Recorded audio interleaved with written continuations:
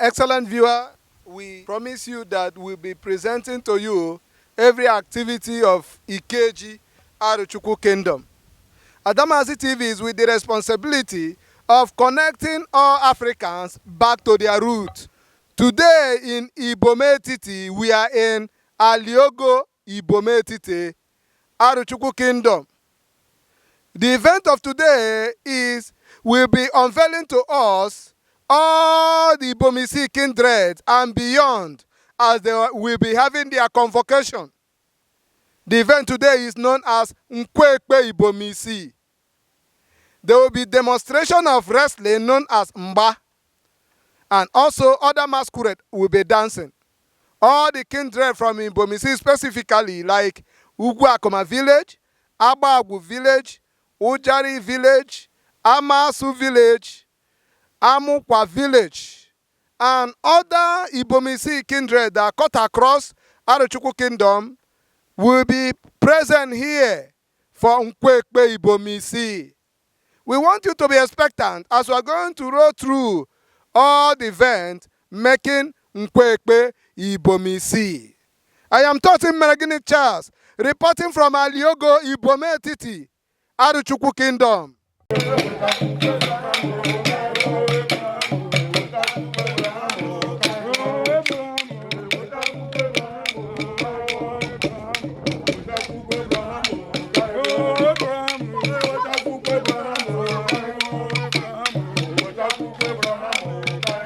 IBOM, man.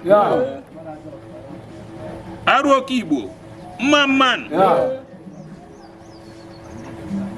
Ta, NKWO IBOM. Ndesi IBOM no neba.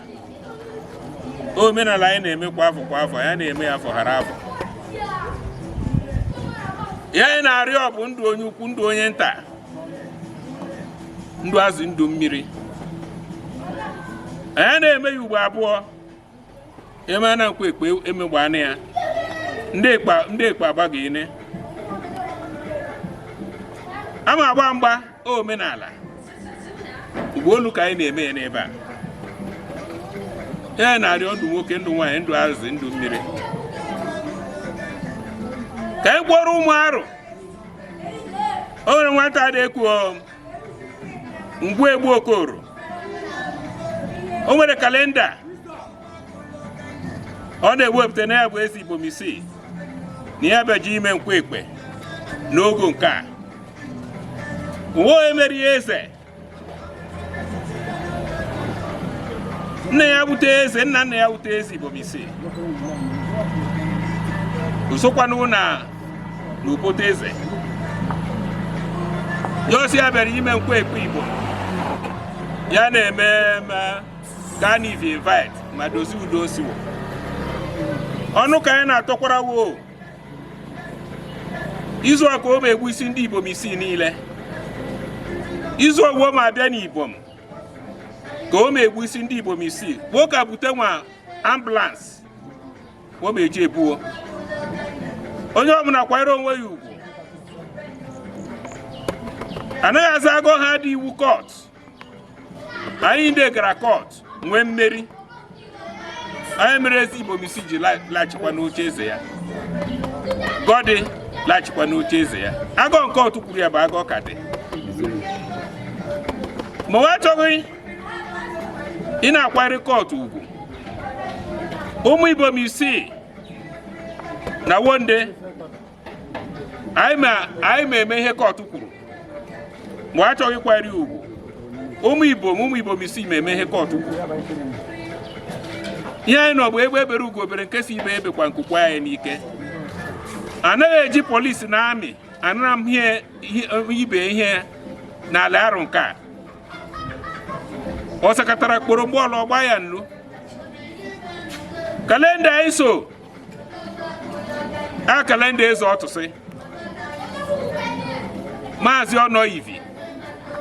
onwe ebe kalenda ọha abaghị anyị si nke ka ọ dị bụ eze arụ edozuru ya na nkọ sikwanụ nke ebere edozuru ya na nkọ ebere awụghị eze arụ ndị na-eso esowe ya kama ya ma Chineke ga-emere anyị amara onye na-achụ anyị ma adaji aka isi chọrọ imebi ala Ibom mebie onye ọnwụ onye si ya chọrọ imebi arụ mebie onye ọnwụ ndị iche arụ inye aha wo ọsọ katara kpụrụ mgbọọlụ ọgba ya nlụ ihe ahụ nkwe ekpe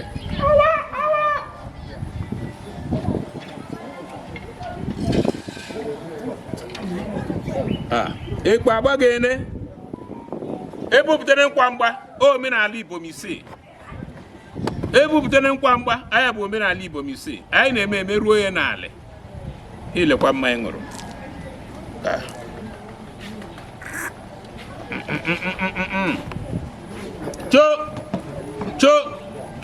cho oke Igbo mmamman oburutu mmamman ụmụ nwanyị ori ihe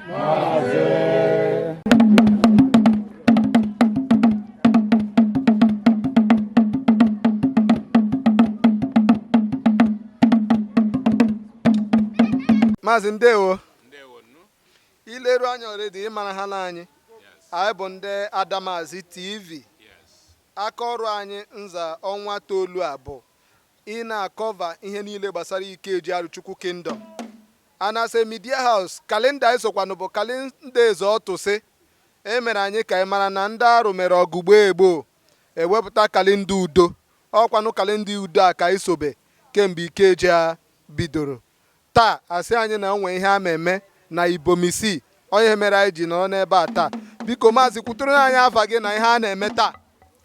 Afa m bụ His Royal Highness Eze Dr. Kanu Nwakanu nke eze Ibom isii nke Aruchukwu Kingdom.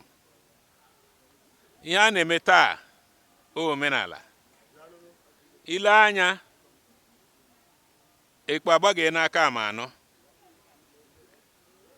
ihe anyị na ugbu a ekere mgba ahịa eji mara nkwa ekpe ọ na ha ada anyị na-eme kwa afọ anyị na-eme afọ hara afọ a na-eme ya ugbo abụọ o nwere onye ọbụla sị ebe a sị abịa ji ime nkwa ekpe o ruru izu anyị afụ ya a ga-akụrụ ya akụgba na ya anyị Ibom isii ndị ezi Ibom isii niile nọwa n'ebe a wo zuru ezu ụmụ arụ wo zuru ezu ma ndị ka na-abịa abịa ịbịa afụ ihe a na-eme omenala anyị onwe onye anyị na-anụsị ọgụ echi iwe ekekpe kpọta ekekpe ọhụ ekekpe iwe polisi juru ama ikpe ndị Ibom isii agajeghị ya onwe onye anyị na-atụ ọkpa n'ebe ọhụ onwekwado onye ma gbagbuo anyị na ihe anyị Ibom isii villages onwe ndị ga-aga ya anyị achọkwana ikewara n'arụ wo mekwasị anyị kewara anyị ekewara wo si na anyị kewara ịma na arụ ekewara na mpụta n'ebe a kwuo okwu si arụ si Ibom isii ala na anyị ala na a na-ekwughachikwa anyị again na arụ agọ nke ọ dịbe ndị eze agwa ala na ọkwara agwa ndị oke nnachi anọrọ nke onwewo ibe o ji polisi na amị na-achụgharị anyị ndị oke nnachi ji polisi na amị na-achụgharị anyị na-emebi omenala arụ anyị Chineke ekwukwa o metara buru mgbeọla ọgba ya nlụ ndewonu. Maazị biko kọwatụrụ anyị ihe a na-aga ime taa ihe ndị ọdọ ama eme taa oge ole dị involved na ihe a na-eme taa. Yes, oge Ibom isii ha dị full represented evuru aga ihe zadị onye ugwu akụmagburu egwu na-abịa ebe a wee were polisi ga-chere ya agba agwa wee were polisi na amị chechie ya but ndị eze wozuru ezu n'ebe a ndị bịakwara individual bịara individual but ibe ekere mgbada na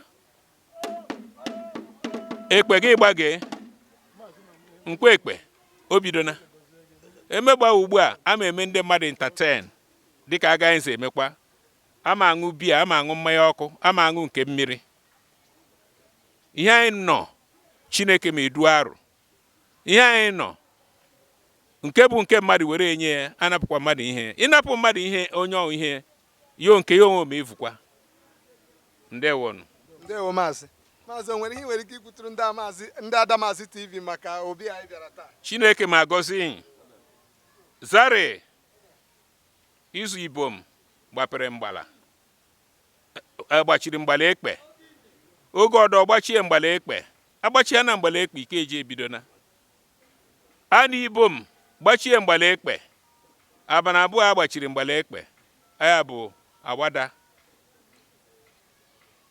okpo zagba awada abana abụọ okpo zagbara awada IBOM agbachie mgbala ekpe o gbachie kwado mgbala ekpe abana abụọ ya aya bụ avọ IBOM gbavọ mgbapụ awada n'ugwu akụma anyị mere emezie emezu ibe eji polisi na amị na-achụgharị anyị mere eji sị ọtụsido na arụ bụ oge a na ọvọ wotigba nwa ekpe wotiri nwa ekpe ọ bụghị na-aza n'ugwu akụma n'ala were egbe na mma tụido onye ọhụ nke a sụwo gara ma o doghị anyị anya bikọs ọfọ akụma na ubi anọghị n'ebe ọhụ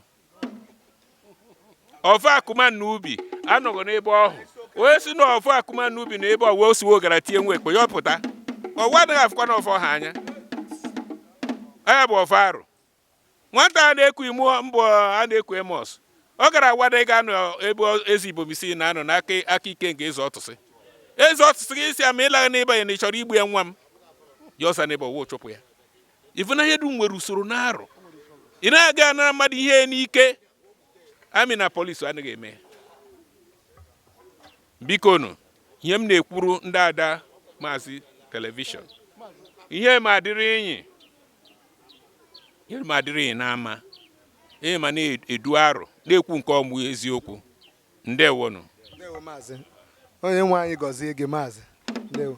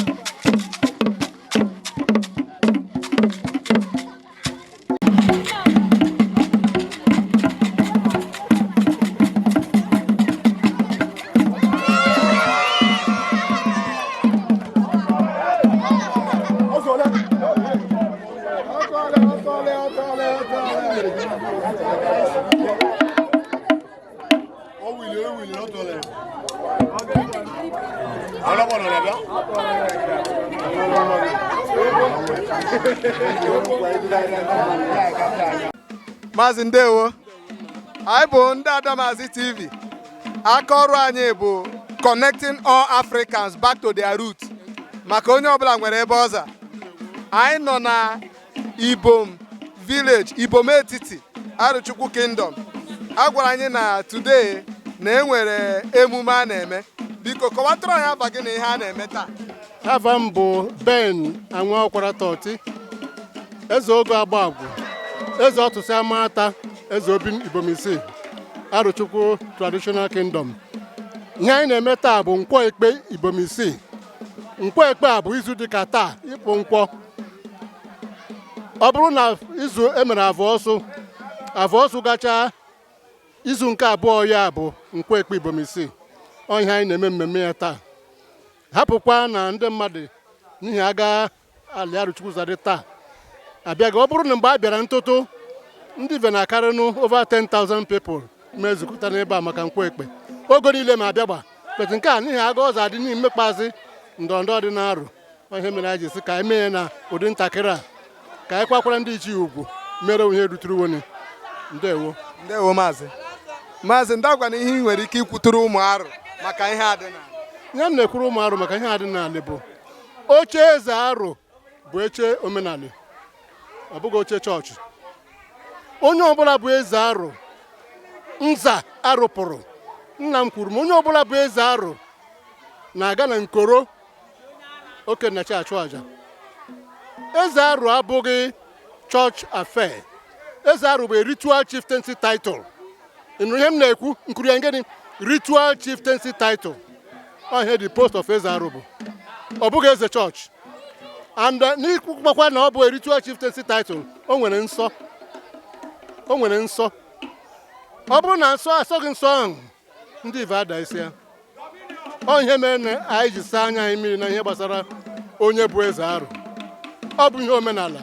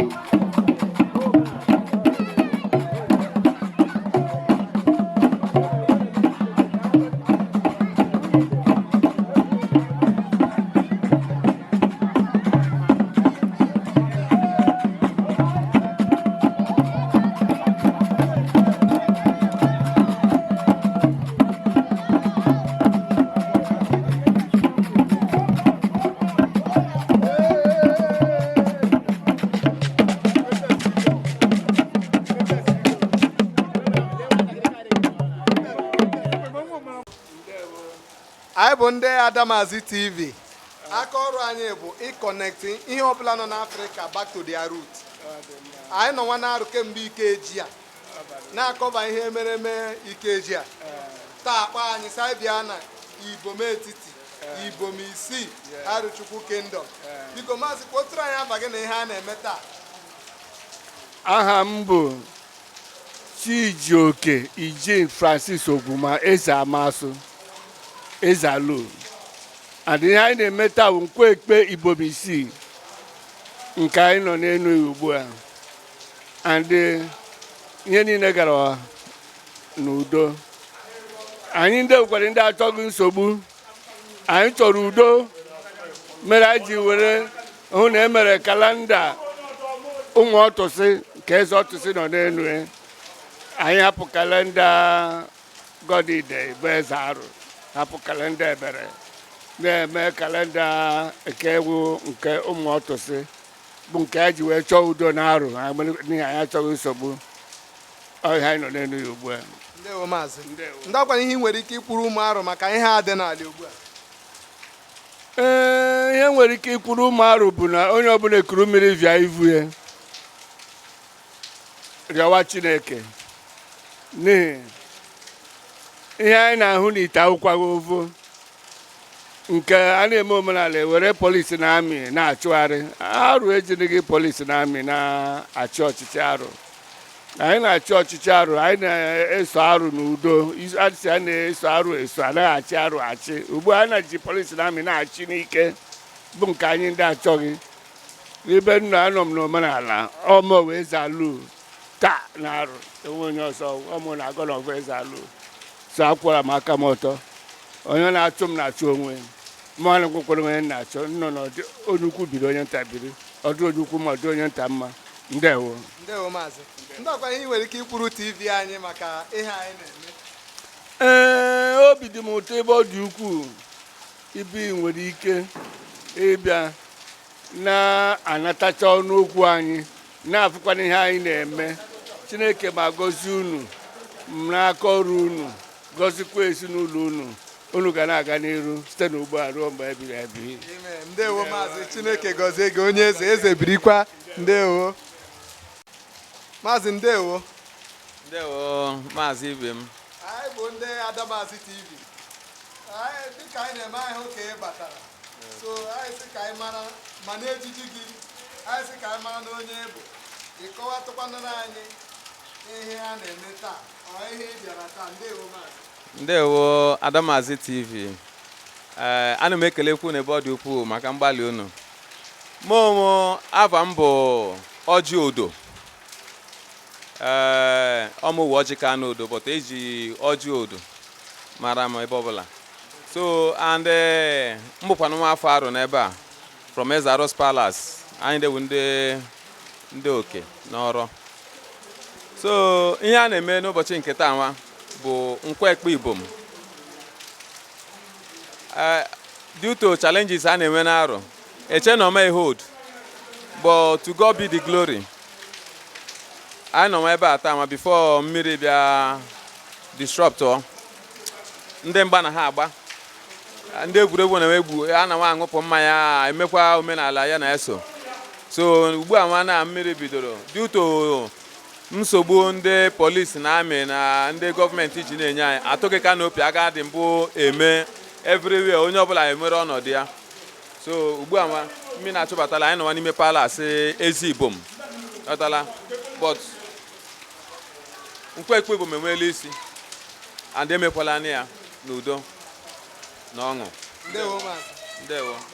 So that means a na-akwadokwa maka eke. Yes, a na-akwado maka ekekpe. Echi wee ekekpe. So and I can nwekwa challenges ahead of us. So ọ bụrụ na ọ ga-ekwenwu ndị supporters of peace and unity of this kingdom.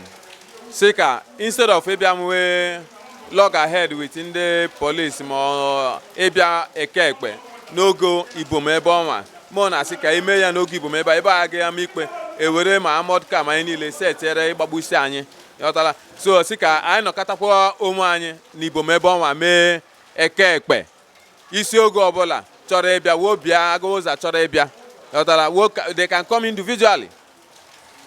Kekekpe anyị mere omenala anyị meruo ya n'isi. After all, kalenda ji na-eme ya abụghị kalenda nwa Maazị Ebere, ọ bụkwa kalenda Maazị Godwin Kanide, ọ kalenda Eze Ọtụsi deputere. Anọdụkwa mgbe ọ debara kalenda ahụ wepụta ya ọbịakwa degharịa ọdọ si na ọdọ ọnwa o dere nke o ji na-akagbuo nke ahụ o mere, ọ kapụkwara ya agụ ọhụ. So ọ ya maka ụmụ Ọtụsi arụ ji na-eme IKEJI. Ndewo nwanne.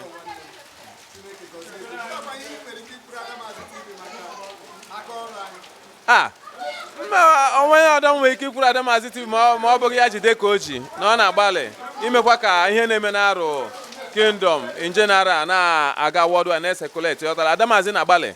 So njide ka unu ji. Ndewonu. Ndewo nwanne m. Ndewo. Maazị ndewo. Abụ ndị Adamazi TV. Aka ọrụ anyị bụ ịkọnekti all Africans back to their roots maka onye ọbụla nwere ebe ọza. Ọkwa n'ihe bu anyị bịa arụ Chukwu kingdom. Isi ka anyị bịa mara aga arụza na-eme IKEJI. Kwotụrụ na anyị abaghị kworo anyị nke a na-eme taa. Ndewo. Ndị Adamazi TV ndewonu. Ihe agbalị ana.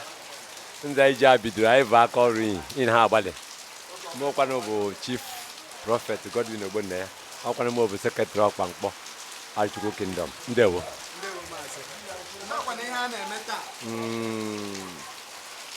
Nna azaghị dipụma na-azaghị ya ncha ime ka ị mara mbụ nwa eze agwụ n'ọkwara agwụ. Ndewo maazị. So iwu guest IBOM isi taa. Ndewo. Na-agọfakwa Ọkpankpọ ka mmadụ ihe a na-eme taa maka arụ na-ezu ezu. Nke ọbụla na-eme n'arụ na-ezu ezu. Ndewo. Ihe a na-eme taa bụ Nkwo-Ekpe IBOM. Nza mgbe ichie orukwa mgbe ọha eze arụ na-abịa. Eze agwụ na-abịa. Bịa nọnyere eze IBOM isii eme ya. Ọ ya ka anyị na-eme taa. And ọgwụgwụ anyị gụrụ na njem a ụmụ Ọtụsi arụ si wachọghị okwu na ụka na anị arụ wee were aka hazie IKEJI a maka ọ na-abụ IKEJI ru ha na eze arụ ahapụ arụ ikike arụ na administration arụ nye eze Ọtụsi si ahazi IKEJI ya bụ na ihe dum gara nke ọma ọnya nke anyị nọ taa and taa bụ Nkwo-Ekpe IBOM. Ndewo. Maazị ndị ọkwa n'ihe ị nwere ike ikwuru ụmụ arụ maka ihe a na-eme n'ala because a sị na udo adịghị. Biko udo dịwa n'arụ. Ọ dịbụ onye aka gbara egbe. Ọ dịbụ onye aka gburu.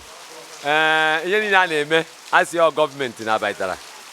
Nza mbụ arụ bụ gọọmenti mbụ. Gọọmenti nke ugbu a baitara ugbu a bụ gọọmenti nke abụọ. N'ihi ya arụghị eme IKEJI a aga kwesịrị ka eme ya. Biko ihe na-eme ka ụmụ arụ mara bụ na ọgwụgwụ a na-agụ taa ọ ya bụ authentic kalenda arụ ji na-eme IKEJI anọ ha aga n'usoro ya. Ilekwa anyị mgbe mmiri na-emetụ ọ na-abụ emetụkwa Nkwo-Ekpe IBOM n'elu mgbe abalị mmiri emetụ ọ na ha aga n'anya ya. Ndewo.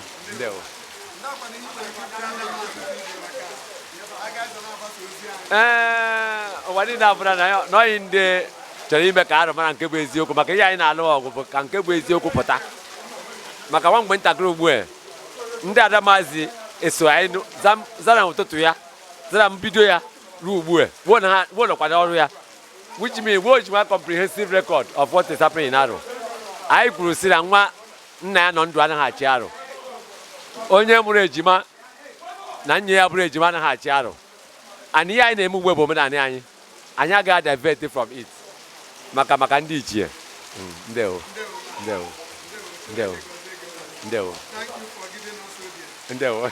Thank you. n'ọtụtụ event anyị na-aga anyị na-afụkarị gị so o kwesịrị ọ bụrụ na ị marala anyị bụ ndị Adamazi TV anaghị ndị amalekwa gị but because of our viewers biko kpọtụrụ anyị onye bụ na ihe a na-eme taa na IKEJI Arochukwu Kingdom. Aba m bụ Maazị Injinia Christopher Dike Ezenta. Taa bụ nkwe ekpom IBOM na kele ndị IKEJI Aro. Ọ taa ka IBOM eme ha na-ekwu nkwe ekpom IBOM. Taa ka IBOM si eriri ji. Eze agwụrụ eji izu eke ọdụ. Eze agwụrụ eji IBOM si eri eji arụ erela ji. Ndị ọzọ na-awụzikwa ceremony ka a na-eme. Na nna ihe abụla na-agaza gbuo onye bi mma bụ agọza zee ya. Ndị IBOM isi pụtara n'igwe ime IBOM isi wo kama ebula dị head the government of the day stop them. Ndị mmadụ na-abịa n'ụzọ mgbafere n'ụzọ ebe polisi na-achụ achịwazi. Ndị ugwu akụma bụ egwuregwu na-abịa achụ achịwazi. Ndị agbagwụ bụ egwuregwu na-abịa achụ achịwazi. Ma ndị oge ọzọ dị iche iche kama anyị na-asụ ụmụ arụ ebe ọ bụla ị nọ anyị na-arụ ihe kwotụrụ gọọmenti of Abia steeti awụ hapụ arụ aka. Arụ abụghị ndị ọgụ. Arụ anaghị egbu mma. Arụ anaghị egbuje mmadụ. Awụ ndị udo awụ ndị nganga na nza amụrụ m n'ala ara ntụbe m na alụrụ agụ ebe a ma abụrụ agụ ebe ọrịa anụbebịa mbụ. Arụ a na-emepe onwe ọbara ọ dị n'ọgbụgba ndụ anyị. Ọ gwara ihe mere ihe a ji dị agha. Ọ bụrụ na arụ ebe a na-emepe ọbara ma brọda mba ụfọdụ ndị bikwa gị na-arụ kama na anyị jikwa ha uche obodo na-alụ ọgụ a na-atọrọ gọọmenti ọnụ iwepụla gwara anyị aka na omenala anyị. Gọọmenti anaghị eme omenala. Ihe gọọmenti na-eme ịkwado omenala. Ọ dị mgbe ọ na-eso eme omenala. Ọ dị mgbe gọọmenti na-emebi omenala ọ nkwado bete gọọmenti ahụ gbara mmebi. A pụtara ike ime ka ọdụ ndị eze agwụ gọọmenti gị si ọ dịghị anyị kwakwara nwaanyị ugwu emekwa ya gaza mee anyị gbasaa. Taa kwa ụnyaahụ avọ ọsọ arụ ụmụ arụpụta weta bụ avọ ọsọ asụ omekpa m ọgbagbusie o agbakwa nkịtị. Taa nkwekwa IBOM kwefere ebe abịa na ọ na-eme ọ gara ewu ọ bụrụ na emeziri ihe emeziri na ihe dị aga ọ gara IBOM a na-aba na nkwekwa m benekwa agọ maza mee ndị IBOM isii nwere amany village 7 villages ha bụrụ egwuregwu na-abịa achụ achịwo nke bụrụ egwuregwu na-abịa achụ achịwo ọ emejifa ga ndị whole ndị eze IBOM isii nọ ebe a. I have been with them. They are here present. Ụmụ okorobịa IBOM isii nọ ebe a ndị nnewo na nwa ya we have captured them there. Ndị bụ egwuregwu ndị gbara agbara ndị gbaraja bụ egwuregwu na-abịa achụ achịwo. Ọ bụrụ ndị ochie ochie nwaanyị a rụgbara 80-90 ọ ma gbapụ n'ọsọ. Ndewo. Ndewo Maazị. Maazị ndakwa ihe nwere ike ikwuru Adamazi TV maka ozi ọma anyị na-agbasara mba ụwa niile ma ya na-emezi ma ya na-emejọ. Ha ma ọ bụghị Adamazi TV amaghị m aga ọ gara ije anyị na-arụ taa. Adamazi TV nchechi ọ ma dịrị gị na mma. Chineke ma gọzie ihe gọzie Adamazi himself nne n'okoro ọ ma dịrị ya na mma ebe ọ nọtụ atụmatụ a were ikpe o mejere ụlọ elu ka ndị ọdọ zụọ moto ka ndị ọdọ were na-akwa esi wee buliwe arụ bulie omenala ala Igbo more especially arụ. Nsị Chineke ma gọzie ya na ebe ego o ji eme ihe a si na-apụta mmaji kwuru mmaji na-asịkwa n'ihi ndị na-arụrụ ya ọrụ n'ihi njisi ike na ndị isi arụ ma nọnyere iyi ọgbasịpụ n'elu ma nọrọ iyi na onye ọbụla si isi nyere na ya were isi abụọ tụọ na onye ọbụla si oge ọbụla ị gara ọrụ ịkọva ha na-eme wọbaghị ọgụ ụbara Chineke wa ọgụ ihe ọbụla wo mere iyi wo nwere onwewo na-asị njisi ike n'ihi adakwa mba n'ihi asịkwa na wasikwa nke a ndị gọọmenti sikwa nka wasịrị nke a ime ihe ị na-eme abụghị ihe ọjọọ ọ nkwalite omenala Igbo ka ị na-eme. Nsị njisi ike Chineke gọzie ihe. Ndewo Maazị. Maazị Imele. Maazị ndewo. anyị bụ ndị Adamazi TV. Aka ọrụ anyị bụ na-connect mba ụwa back to their root. Anyị bịara Arochukwu Kingdom for IKEJI ARO. Biko kwutụnara anyị afa gị na ihe a na-eme taa. Afa m Nwankwọ Okoro Chimerom, ahụ m onye ARO, wụrụkwanụ onye obi nkịta n'ime ezi ndị Akwa Eke. Ihe anyị bịara taa wụ Nkwọ Ekpo IBOM. Nkwọ Ekpo IBOM. Ụnyaahụ nke anyị gbara afọ ọsọ. Anyị etee na-eke ọdụ. Anyị eme n'orie egbugbu anyị. Ihe anyị nọ IKEJI ARO. Anyị na-eme ya kwa afọ kwa afọ. Ọ kwa afọ ka afọ. Mgbarafọ wu ihe ọma na ARO. ARO wu Kingdom and Empire dịka ga-eza Maria dịka ga-eza kwuo. Awụ nwa afọ ARO. Amụrụ m na ARO metopụta na ARO marakwa na ARO nwere omenani. Ọkwa na omenani ya nke anyị na-eme n'ihi na ndị nna nna anyị ha ma nna anyị wo megidere ya were ya hapụrụ anyị nde. Anyị pụtakwa n'ụwa. Anyị jide ya nọrọkwa n'eziokwu na anyị ndị ama nọ na nke ụha. Na ARO na-enwe ọgụgụ mgbe a na-eji eri IKEJI. Ọkwanụ nke ọhụụ ugbu a ndị nna nna anyị mere ka anyị na-eme. Anyị ndị amaghị ọdọ. Anyị nọ na nke ọma, anyị anọghị anọ kee nke ụkwa. Ihe anyị na-ekwuru ndị ichie ARO wụ ọkụkọ tụfie ọnụ ugberi ya. Nke anyị amaghị ama anyị wụ mere ma anyị na-asa mmiri n'afọ n'afọ. Ọwụ ndewu ndị ichie ya na aja anị ARO. Ndị ichie ARO, ndị ichie obi nkịta na ndị ichie IBOM na ndị ichie ndị owu. Ọwụ ndị mara nke wee eziokwu. Wa gbawa n'anya aka wee mekwana ka anyị nọrọ n'isi. Ihe anyị na-ekwu na mmemme anyị na-eme zata n'izu o bidoro ruo n'izu ọ ma agwụ ama achịpụ ọfọ. Asị m na isi nwa ARO ọwụna agaghị agba na aja na onye ọwụna sị na isi anyị na-awa aja ga-eji nke ya wee chụọ. Mana asị dododo ndị ichie ARO wobịa mezie ARO wee kwere ka anyị hapụ anị a. Anị a wụ anị anyị. Anyị ama agba ọsọ na anị a, ndị ọbịa ama gbapụ nna anyị na anị a. Anyị anaghị eme nke ndị ọcha, ihe anyị na-emewu nke ndị Igbo n'ihi na iwu ndị Igbo. ARO wee kingdom. After kingdom you get an empire. Wụkwa na anyị nwere Benin Kingdom and Empire. Ọ bụ na ndị ahụ ọkwa ndị a na-agaga amụta ezi amụrụ ihe anyị nọ. A na-abịa na ARO bịa ṅomiri ihe ọma. Mana ọkwa na o sị na o bịara bịa kpasa isi ya. Ọwụ ndị ka ọ gbasara. Nwanne na m onwe amaghị. Asị m Chineke chekwa anyị, duwe anyị, duwere anyị ezi IBOM, duwe ndị niile bịara Nkwọ Ekpo IBOM taa. Sị na ụkwụ o ji bịa na nke o meji na-ama aka mma karịa nke o ji bịa. Ụkwụ ama akpọwo, afọ ama afewo. Ihe ọbụla anyị na-eri n'ebe anyị na-eri ya nke udo. Ọjị anyị tara ebe anyị ma atata nke udo. Asị m agọ nke anyị zagọọ ya n'afọ a ma n'afọ ọdọ na-abịa abịa na onye anyị fụkwara n'afọ a anyị ma fụkwa ya n'afọ ọdọ na mgbe dị aga. N'aha Chukwueke Obiama na aja ana na ebe anyị zọgidere ọkpa. Agọ nke anyị zagọọ ya sị na ọ ma dịrị ụmụ ARO niile ebe ọbụla wo nọ na mma. Ndewo. Ndewo Maazị imeele for giving us audience. Chineke gọziekwa gị. Ndewo Maazị. Ndewo.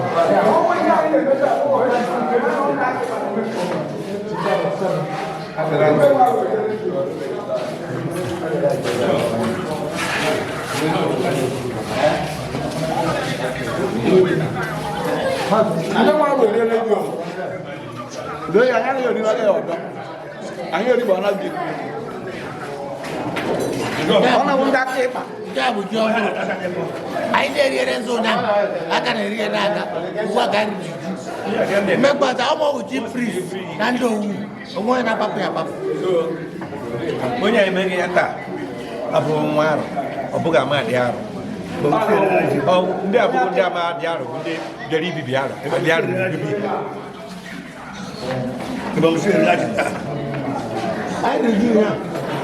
onye ọdụ na-adịghị echi bụ nwanne echi mara ihe ọ na-eri ọ na ka ọ na-eri ma amaghị arụ erela chi o nwere ihe ọdụ na-aga iri ma amaghị ihe ọ na-eri onwe ka ọ bụrụ ọ na festival ka ọ na-aga ime ọ gwagoro ya ihe na-ekwupụra 19 villages zuru oke ebe a na-eri ji ata onye erighị taa nke ya ọ na amanye ọ na-eri nke a ji ọjị ka anyị na-eri na Nkwekwe Ibom Isii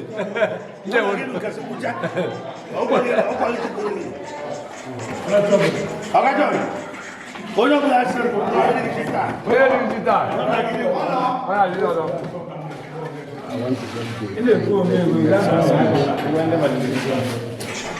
Maazị Efraim na ha akụ ngaji n'eze.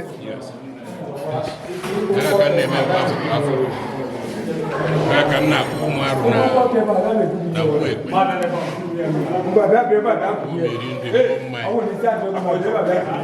so arụ niile zuru ezu n'ebe a ị gakwa n'izu ugbo ụmụ nwaanyị jere na akpa iri ite ị ga ugbu a na-ekwu isi ebe ụmụ nwaanyị ebere ebere ha ụmụ nwaanyị Igbo n'isi ọrụ ebe ma ụmụ ebe Nkwekwe anaghị eme ezi Ibom Isii na-eme ụmụ onye ọdọ onye na-achọ iji aka egbu onwe ya ndewo Maazị jisi ike.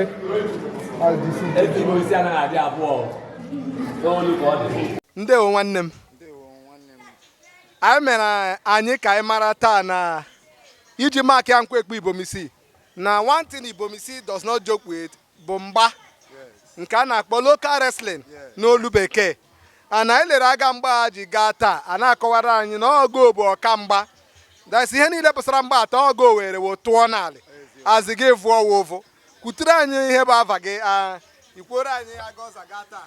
Ndewonu biko Nkwekwe Ibom Isii ọ dịgo ka o si adị anyị emezugo antu ọmụawụ okereke okafeni ala shakede wahala ịkọtara ihe a na-ekwu ugbu a wụ mgba anyị ka anyị nọ n'ime antu ọmụawụ ọka mgbe Ibom mgbe anyị bidokwara mpụtakwara enwekwa onye chi ọnọdụ kọmpaụnd pụtakwa ọ bịakwara nsikwe na ọmụawụ ọka mgba ihe nji wụrụkwa ihe ọhụụ ntụ Ndewo ọka mgba ndị akwa na aga ịza tụọ ya n'ala kwuo nụrụ anyị tekniks gị style. Yes, my techniques wụ na nshi Afikpo mbi na Afikpo n'ọzịza mma otu nna nne m ha shi agba mgba ịkọtara ọkwa staịlụ nka nji nhọ gị n'ọkpa see gị ya ị ga-eru ala. This is interesting.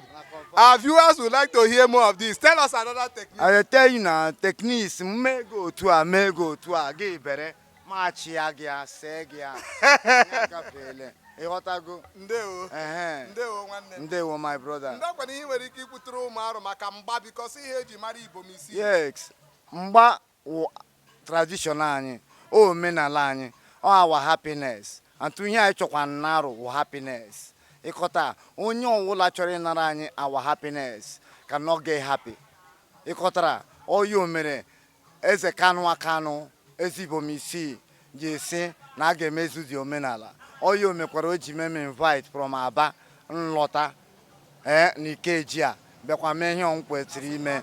Yes. Ndewo ndị akwa ihe nwere ike ikwuturu ndị Adamazi TV. Adamazi TV ọ ga-adịrị gị na mma nke ukwuu n'ihi na nkwado gị awụghị ụzọ nkwụ ụzọ mmiri ị ga na-aga n'abata anyị nwakwa anyị na gị na-eso ga na-aga n'abata kwa ọ ga-adịrị gị na mma n'aha Jizọs. A sị na ndị juola afọ nwee ụdị ikike ọka mgba nwere m gara ịba ya ọgụ taa but ike adịghị m ịgba mgba m ejikere dịkwa mgbe ọdọ. I am Totin Meregini Charles reporting from Ibom Isii with Ọkamgba Nkwekwe Ibom Isii na IKEJI Aruchukwu Kingdom 2024. Keep on sharing, keep on watching Adamazi TV. Dear viewers, we hope you enjoyed the Mba and all the activities of NKWO Ibomisi. You have really seen that IKEJI Aruchukwu Kingdom is very interesting. We want you to continue watching the heritage and culture of Aruchukwu Kingdom. Tomorrow we'll be bringing to you EKPE ARO Kibo here in Aruchukwu. I am Toti Meragini Charles, reporting from IBOM Titi, Aruchukwu Kingdom.